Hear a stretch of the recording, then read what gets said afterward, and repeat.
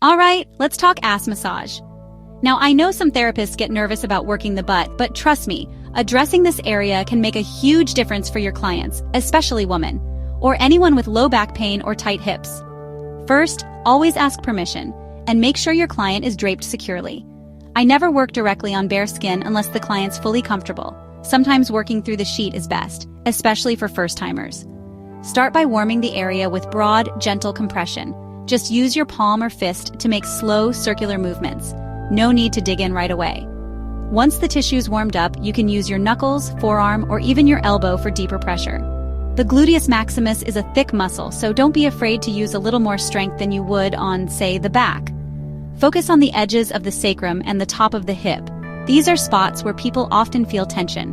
And don't forget the gluteus medius, up on the side of the hip, which often hides some sneaky trigger points. Keep checking in with your client about pressure and comfort. Your touch should always feel supportive, never invasive. Remember, working the glutes is not just for athletes. Almost everyone spends too much time sitting these days. Helping release this area can leave your clients walking out taller and happier. So, don't shy away from the glutes. Mastering this technique is a real game changer for your practice. Thanks for listening, and happy massaging.